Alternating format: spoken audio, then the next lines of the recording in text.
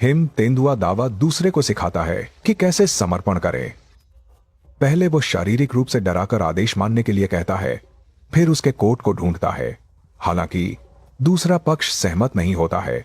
अपने साथी में कोई पश्चाताप न देखकर दावा बहुत क्रोधित होता है। उसके गले से निकलने वाली गहरी गर्जना और भी डरावनी होती है।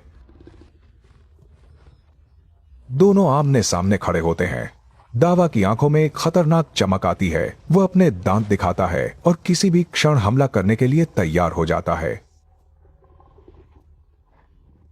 जब एक दूसरे को डराने का मौका मिलता है तो दूसरे हिम तेंदुए का मन बदल जाता है। आखिरकार उसे समझ में आता है कि क्या करना है। दूसरे के आज्ञाकारी ढंग से लेट जाने पर दावा उसकी तरफ सीधे देखता भी नहीं है। हिम तेंदुए झगड़े से बचते हैं। जब उन्हें कोई अवांछित व्यक्ति या जानवर मिलता है तो वे चुपचाप पीछे हट जाते हैं। दावा के 2 शावक भी गुफा में छिपे हुए हैं। उसका दैनिक कार्य तुरंत घर लौटना है।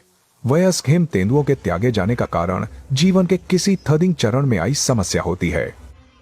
उदाहरण के लिए, जब दावा ने एक गाय का शिकार किया तो उसका सामना मादा गाय के जोरदार प्रतिरोध से हुआ।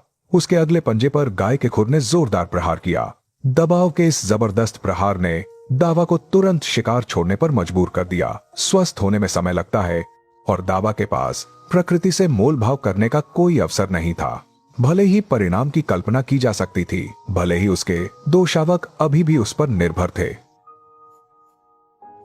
हिम तेंदुआ दावा के जीवन को रिकॉर्ड करने की प्रक्रिया में फिल्मांकन दल को भी कई चुनौतियों का सामना करना पड़ा। उन्होंने बड़ी संख्या में मोशन सेंसर कैमरे लगाए, सिर्फ उन शानदार कुछ सेकंड के दृश्यों को रिकॉर्ड करने के लिए।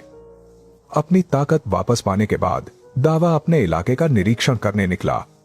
जहां भी अन्य जानवरों के निशान थे, वह अपने मूत्र से मूल गंध को ढक देता था।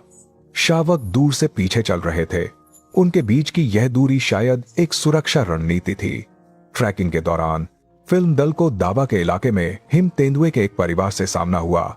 एक मादा हिम तेंदुआ अपने 3 लगभग वयस्क शावकों के साथ। इस तरह के शक्तिशाली समूह के सामने आते ही दावा ने जल्दी से इलाका छोड़ दिया। यहां तक कि शीर्ष शिकारी भी सर्वोच्च लाकर शक्ति के सामने अपनी सीमाएं जानते हैं।